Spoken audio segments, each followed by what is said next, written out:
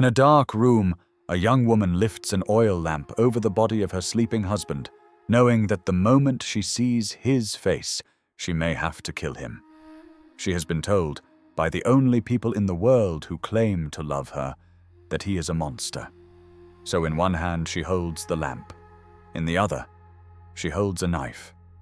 And what happens in the next 3 seconds of her life will change the meaning of love in the Western imagination for the next 2,000 years.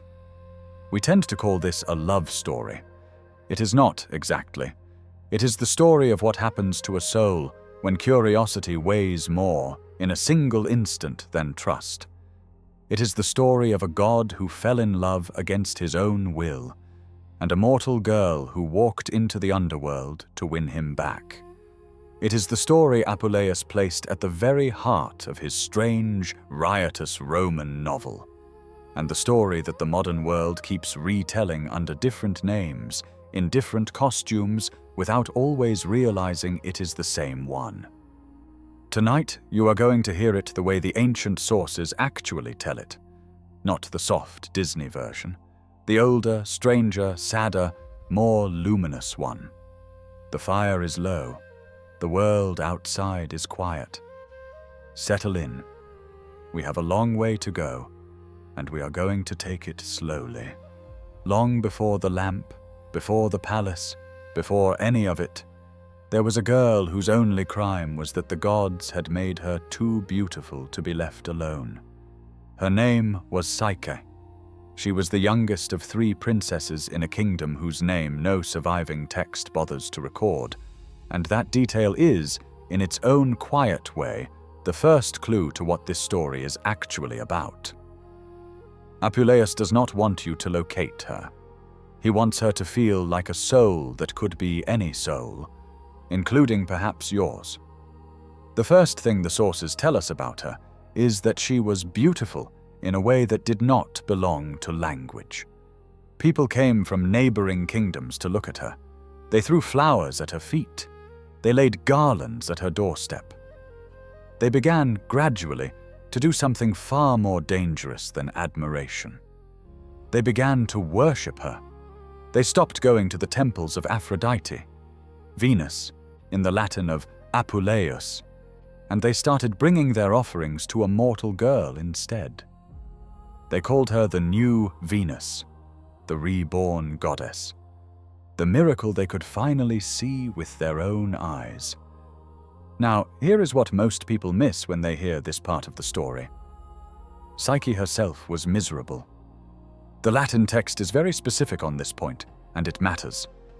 Her sisters, who were lovely in the ordinary way, had been married off to kings. They had homes and husbands and ordinary breathing lives. Psyche had crowds. She had reverence. She had the awful loneliness of being looked at as if she were a finished marble statue rather than a young woman who badly wanted someone to love her without first kneeling. She walked through her own gardens like a ghost. No one asked for her hand. No one came close enough to. Her name, in Greek, is Psyche. And this is one of the loveliest etymological accidents in the language. It means soul. It also means breath, the small, invisible thing that goes in and out of you while you sleep. And in the world of Aristotle and the poets, it meant something else as well. It meant butterfly. The same word in formal Greek for the creature that emerges from the husk of its old self transformed. Hold that detail in your mind. We will come back to it. By the time this story ends, you will understand why the Greeks could not bear to give the soul a different name from the butterfly. But all of that is far in the future. Right now, on Olympus, a goddess is angry. Aphrodite.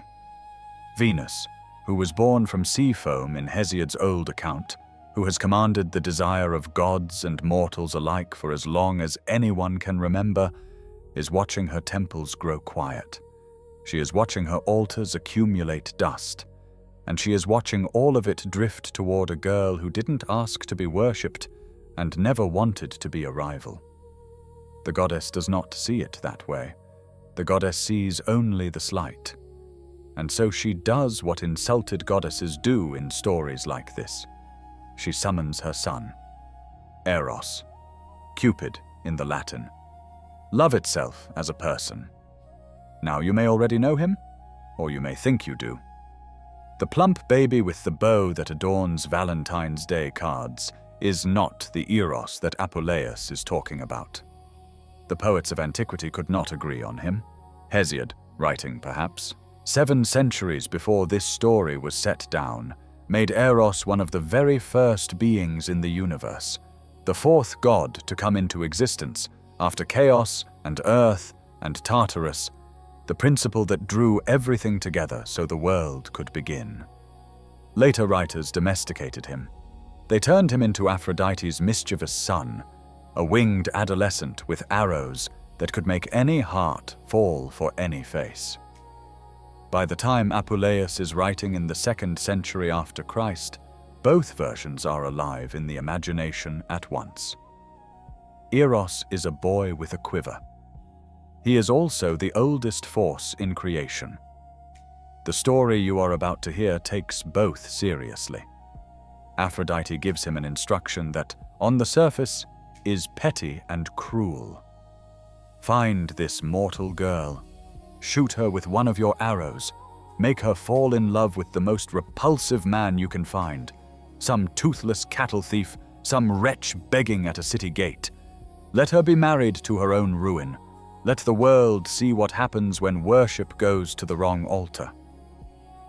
Eros nods. He flies to find her. He stands over her sleeping body in the dark. And here, dear listener, is where the story takes its first quiet swerve. The god of love, holding an arrow meant to wound her, looks at her face. And in one of the small, accidental moments that the gods are not really supposed to have, he scratches himself with his own dart. The god of love falls in love, against his will, with the very person he was sent to destroy. He is now his own victim. Remember this. We will come back to it. By the time this story ends, you'll understand why this single accident is the engine of everything that follows.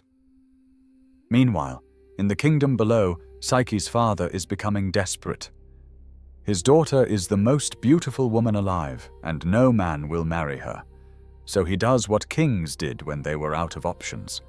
He travels to the oracle of Apollo at Didyma, a real place, by the way, an enormous unfinished temple in what is now southwestern Turkey, where for centuries pilgrims came to ask the god of prophecy what to do with their lives.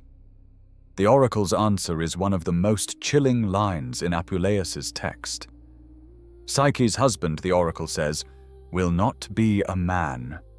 He will be a fierce, winged creature who darts through the air, a being feared by gods and the inhabitants of the underworld alike, one whom even Jupiter cannot resist.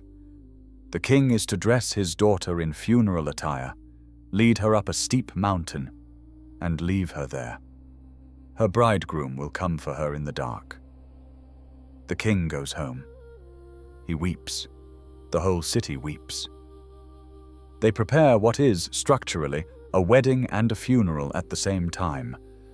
A procession with torches, a bride in white that is also a shroud, music that nobody knows whether to call celebration or lament. And here is a detail that will bend the whole story if you let it. Psyche, the girl at the center of this awful thing, walks willingly. She tells her family not to grieve. She says her one undoing was being called the new Venus, and she is now going to meet her fate without flinching. Apuleius writes her, at this moment, as someone who has decided to stop being afraid. The procession reaches the mountain. The crowd retreats. Psyche stands alone on the windy summit, in her wedding funeral dress, waiting for whatever the gods are going to do to her next. The wind picks her up. This is not a metaphor. The wind that does it has a name in the text. Zephyr, the soft west wind, the gentlest of the 4 cardinal breezes. He lifts her up by the hem of her gown and carries her slowly down the far side of the mountain into a hidden valley nobody had ever seen. There she falls asleep, exhausted by terror, on a bed of grass beside a stream. When she wakes, she is no longer in any place she recognizes. She is in a palace. The palace is impossible. It has no architects. It is built, Apuleius says, not by human hands, but by divine art. The columns are gold. The floors are mosaic, worked from precious stones. The ceilings glitter with citrus wood and ivory.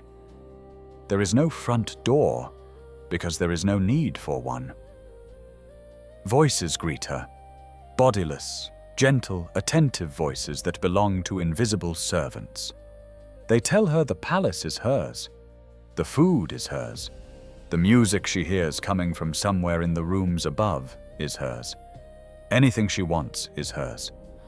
She has only to speak it. This sequence is one of the loveliest passages in Apuleius, and it is also genuinely strange. Psyche is being given everything a soul is supposed to want, and she is utterly alone. The voices tend to her. The voices speak to her. The voices feed her. And when night comes and she goes to her bed in the great unlit chamber, a presence joins her in the dark. He never lights a lamp. He never lets her see him. He speaks to her gently. He calls her his wife. And when he leaves before dawn, he leaves a single very specific instruction. Do not try to see my face. If you ever do, he says, you will lose me. And not only that, you will lose yourself. She agrees. Of course she agrees. What else can you do, alone in a palace, in love with a voice in the dark? The arrangement holds for a time. Apuleius, and most modern readers tend to skim over this, also tells us plainly that during these nights Psyche becomes pregnant. She is carrying a child. The popular versions tend to leave this detail out, which is a small mercy for editors and a large theft from the story, because that pregnancy is what raises the stakes for everything that follows. She is not just a girl in a palace. She is a girl in a palace carrying the unborn child of a god she has never seen. And then her sisters come. It begins as a kindness. She misses them. She tells the voice in the dark that she misses them. He warns her. And this is the third thing to keep in your mind. The third anchor we will return to. He warns her, very gently, that her sisters will come to her, and that whatever they say to her, however much they seem to love her, she must not believe them. Especially, he says, do not let them ask you what I look like. She agrees again. He is gentle. She means it. The sisters come. Zephyr carries them, just as he carried her. They walk through her impossible palace, and Apuleius does not soften what they feel. They are stunned. They are envious. They are the kind of hurt that is not quite pure jealousy, and not quite pure grief. The kind of hurt that comes when you discover that someone you used to be able to look down on has, by some accident of fate, ended up in a life that is incomparably better than yours. Their own husbands, they tell each other on the way down the mountain, are old. One is bald, one is gouty. One spends his evenings counting his money instead of looking at his wife. And Psyche, the kid sister they used to pity, now lives in a palace built by gods. So they do what hurt people often do, which is to dress their hurt in the costume of concern. They come back. They sit her down. They ask, in the soft voices used by everyone who is about to do real damage, "But, darling, what does he look like?" And when she stumbles, when she gives them an answer that contradicts the answer she gave the last time, because she has never seen him and is making up details to satisfy them, they pounce. They have heard. They say, the local farmers have whispered, "Your husband is no man. Your husband is a great serpent, an enormous winged snake who slips into your bed each night and is fattening you up so that he can devour you and your unborn child together. And here is what most retellings miss. Apuleius does not write the sisters as cartoon villains. He writes them as human. They are envious, yes. They are also frightened for her, in the small, twisted way that fear can move through a family. They half believe the lie they are telling her. The line between love and resentment, in Apuleius's hands, is much thinner than we like to admit. If you have ever had someone close to you plant a seed of doubt about the person you loved most, and then watched yourself water it, you already understand the next part of the story. They give her a plan. Tonight, when he is asleep, hide a sharp knife under your pillow. Hide an oil lamp behind a closed pot. Wait until he is breathing deeply. Then take the lamp out, hold it over his face, see him for what he really is, and cut off his head before he can wake. She agrees. She hates herself for agreeing. She agrees anyway. This is the warning he gave her. This is the moment it comes due. That night she lies in the dark. He comes to her, as he always does. They speak. He sleeps. And Psyche, the girl whose name means soul, slips out of bed in her bare feet and crosses the cold floor to the place where she has hidden the lamp. This is the moment. This is the center of the story. Stay with me. She uncovers the lamp. The light spreads across the dark room. And Apuleius gives us a detail here that translators often flatten. The lamp itself, he says, becomes her confidant. Conscio lumine. The light is on her side now. The light wants her to see. She lifts it over the bed. She looks down at her husband's face for the first time. And what she sees is not a serpent, not a beast, not a winged horror. She sees a god. His skin is pale as milk. His hair falls in golden curls across the pillow. White feathered wings are folded against his back, the feathers shimmering faintly in the lamp glow as if breathing. He is so beautiful that she nearly drops the lamp. The Apuleian text has her stagger backwards, then lean closer, drawn forward against her own intentions, the knife in her hand suddenly forgotten. She wants to wake him. She wants to apologize. She wants more than anything to keep him. And here is the cruel, small mechanic of the universe. As she leans over him to kiss the place where his neck meets his shoulder, a single drop of hot oil from the lamp slides over the rim and falls onto his bare skin. He wakes. He sees the lamp. He sees the knife. He sees her face above him, lit gold by her own betrayal. He says nothing for a long moment. And then he speaks. And what he says is the line that has echoed down through every animal bridegroom story since. You trusted fear more than you trusted me. He spreads his wings. He is gone before she can stop him. This was the moment we promised you, the moment we said you would understand. The god of love, who fell in love against his own will, who became his own victim. He is now the wounded one. The arrow was always going to come back to him. It came back through her hand. The palace dissolves. The voices fall silent.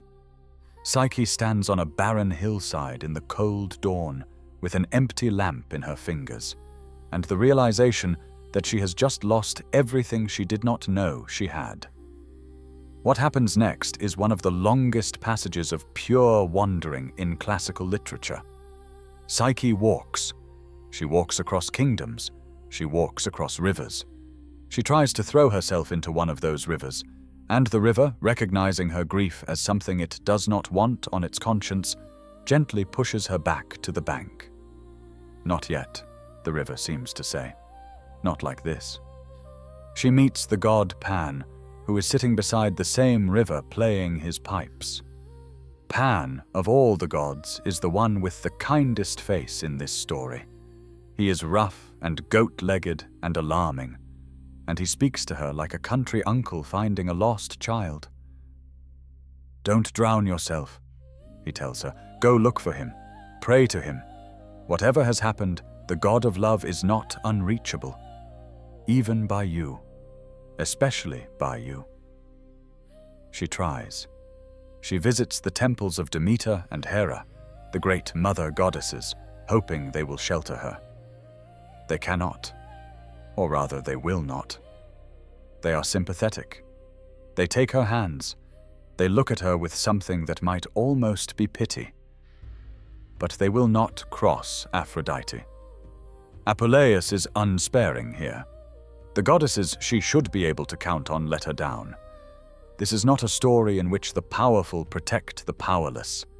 This is a story in which the powerless walk on, alone, with no help from anywhere, and find out what they are made of.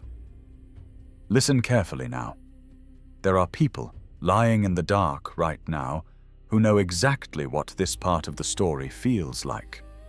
The part where the people who said they would help can't.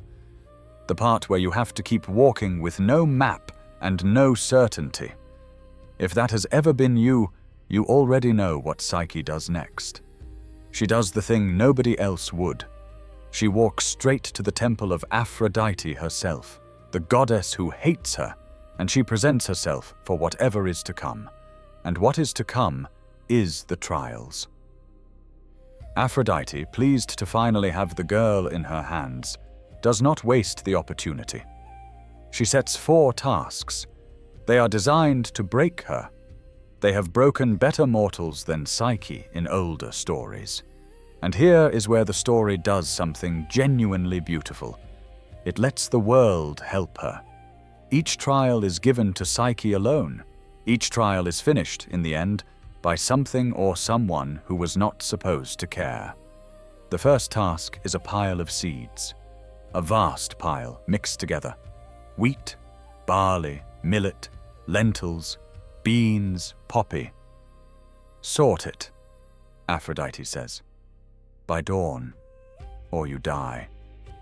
Psyche sits down beside the pile in despair, and Apuleius tells us that an ant, a single, ordinary, field-dwelling ant, looks up at her and decides that what is happening here is not right. The ant calls its colony. They flow over the pile in a black river, grain by grain, and by sunrise, the pile has been sorted into perfect heaps. Aphrodite returns and accuses her, correctly, of having had help. She gives her a piece of black bread and tells her tomorrow will be worse. The second task is golden fleece. Across a river, on the far side of a meadow, graze a flock of magical sheep whose wool is spun gold and whose temperaments are not what one might call sheep-like. They are vicious in sunlight. They will trample anything that comes near them. "Bring me a handful," Aphrodite says. Psyche walks toward them, certain she is about to die. And as she stands at the river's edge, the reeds along the bank begin to whisper. Not a river god. Apuleius is precise about this. The reeds themselves speak. "Wait until midday," they tell her. "Wait until the sheep retreat to the shade. Then walk through the meadow and gather the golden fleece that has caught on the brambles where they grazed at dawn. They will never miss it." She does. The fleece comes home in her arms. Aphrodite, by this point, is becoming visibly uneasy. Mortals, in her experience, do not pass tests like these. Notice what is happening here. Each time, the help comes from something that had no obligation to care. Something small, something that simply decided it would.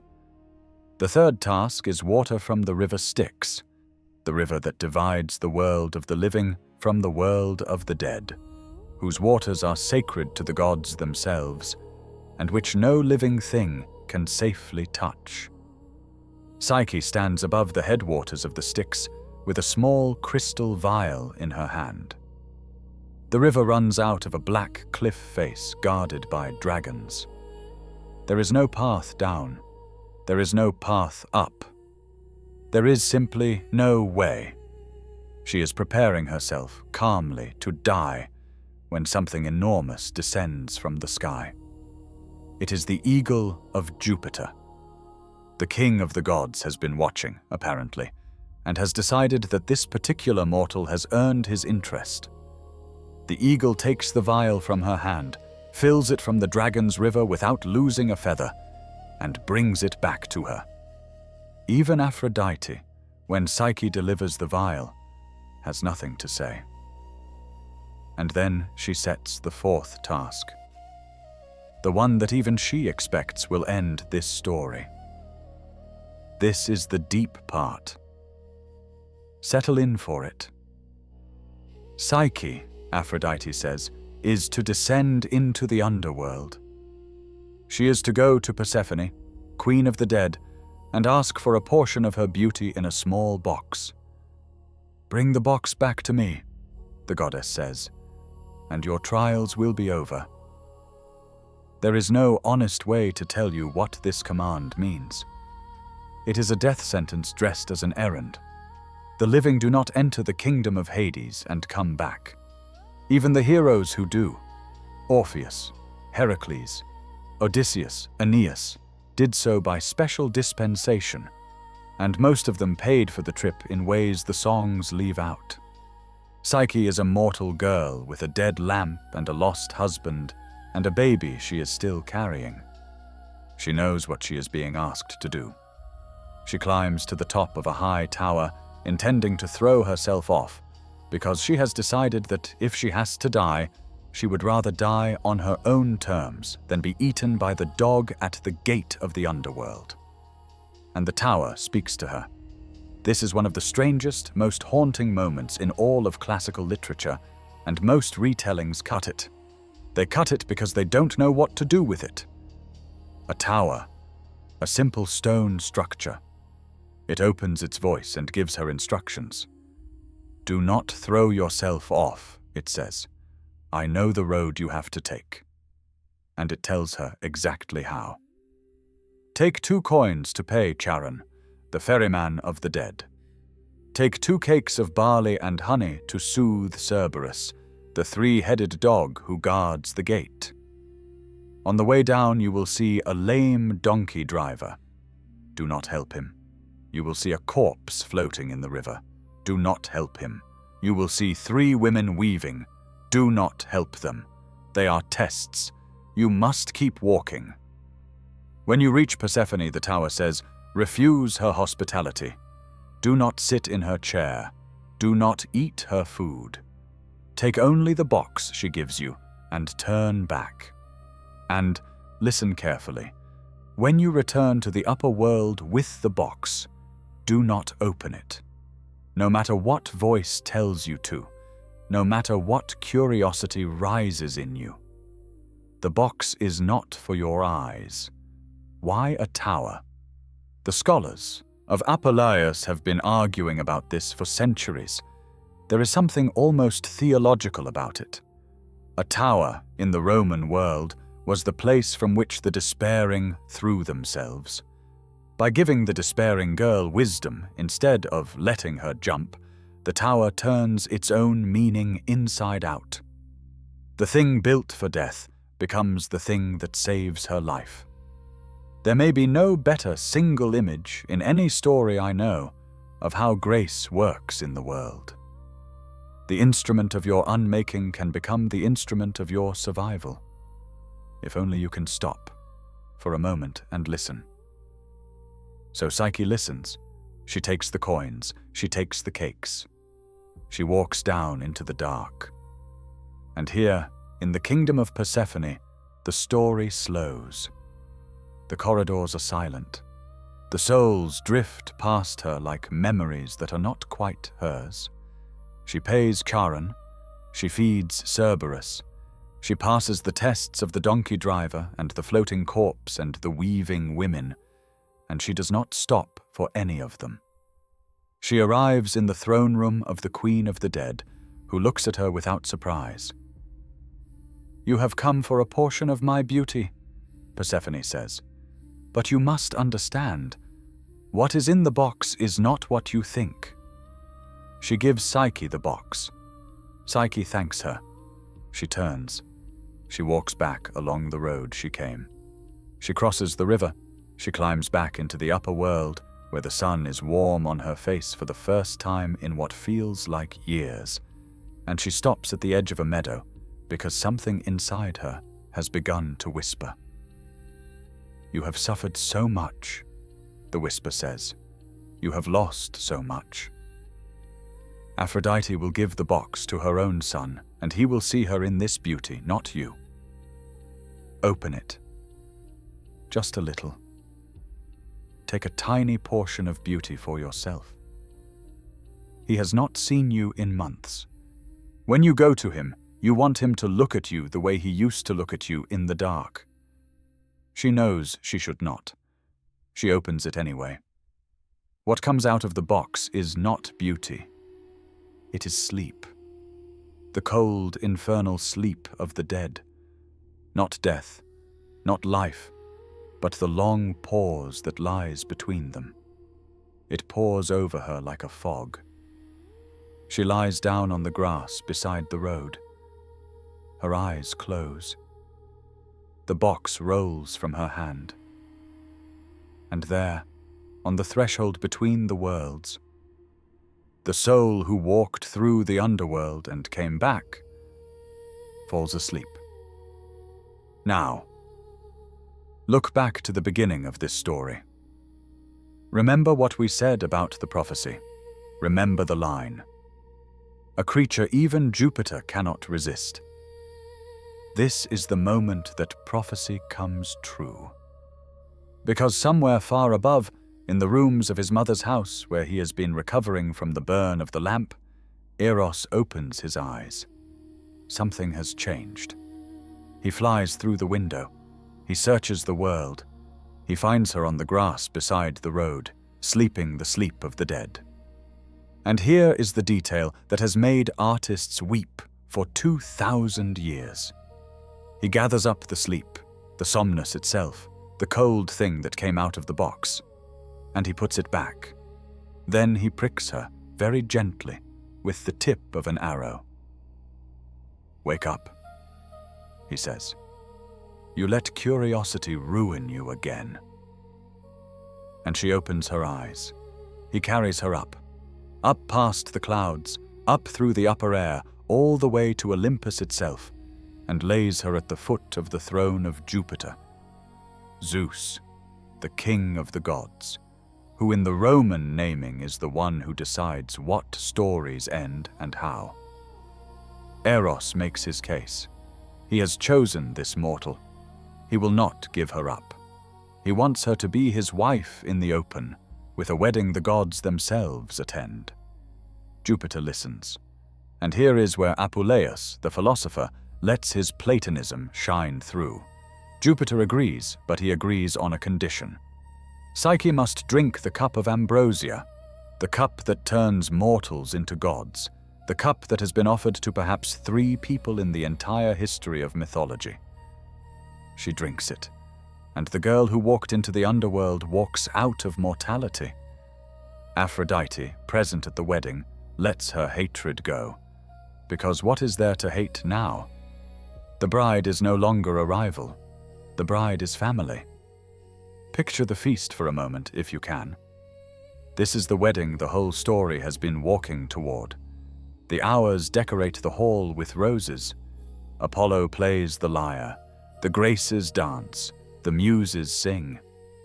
And in due time, and this is where Apuleius gives the story its strangest and most beautiful final note. Psyche bears Eros a daughter. The Latin name Apuleius uses for her is voluptas. The Greek is hedone. The English for both is the same. Pleasure. A god of love marries a soul. They have a daughter. Her name is Pleasure. That is the line Apuleius leaves us with. Read it slowly, because it is doing more work than it looks like it is doing. The Stoics, who were Apuleius's intellectual rivals, had taught for generations that pleasure was a confusion of the soul, a trick, something the wise person learned to put aside. Apuleius, Numidian, Platonist, initiate of mysteries, lifelong philosopher of the soul, answers them in a single word. The thing the soul produces when it is finally united with love is not virtue, is not duty, is not endurance. It is joy. Here is what most retellings leave out. Most retellings leave out who Apuleius was, and that is the detail that changes how this story is meant to be heard. He was a Numidian from a Roman colony in what is now Algeria, a Platonist, a traveler, an initiate of more than one mystery cult, including the Egyptian rites of Isis. And he wrote the entire Cupid and Psyche tale not as a standalone work, but as a story embedded inside a longer, stranger novel called The Metamorphoses, or The Golden Ass. In the frame story, a young man named Lucius is accidentally turned into a donkey through his own meddling with magic. He listens to the tale of Cupid and Psyche while held captive by bandits in a cave. An old woman tells it to him and to a frightened young bride as a kind of comfort. That is what Apuleius wanted us to remember. This is a tale told in the dark by an old woman to someone who is afraid. A story whose purpose is to teach a soul how to be brave when it has lost everything. And the deeper reading, the one Plato himself might have pointed to had he lived to see this story, is that Psyche is no one in particular and everyone at once. She is the soul falling into matter, suffering the trials of mortal life and finding her way slowly back toward divine love. Eros is not just a winged boy. He is the principle that draws creation together. The same Eros who, in Hesiod's old account, was one of the very first beings in the universe. The story Apuleius is telling, under its silk and its laughter and its impossible palaces, is the story of every conscious life. We come into the world. We are loved by something we cannot quite see. We doubt it. We betray it. We wander. We are tested. We descend into our own underworlds. We come back. And if we are lucky, if we are very, very lucky, we find that the love we lost was waiting for us all along. It is no accident that this story became, 8 centuries later, the seed of 1,000 fairy tales. The folklorists who came after Apuleius classified it under a number that means something to specialists. A TU 425. The Search for the Lost Husband. Beauty and the Beast is its great-granddaughter. East of the Sun and West of the Moon, the Norwegian tale, is its cousin. Every story in which a woman marries a creature she cannot see, breaks the rule about looking at him, and then walks across the world to win him back. Every one of them is, somewhere down its line of inheritance, descended from the tale told one night to a frightened girl in a Roman cave. The lamp comes back, in those stories, as a candle. The drop of hot oil comes back as a drop of melted wax. The trials come back as impossible chores. The story changes its costume. The bones of the story do not. And the lamp itself, that small bronze object at the center of everything, it has its own quiet life in the story's afterlife.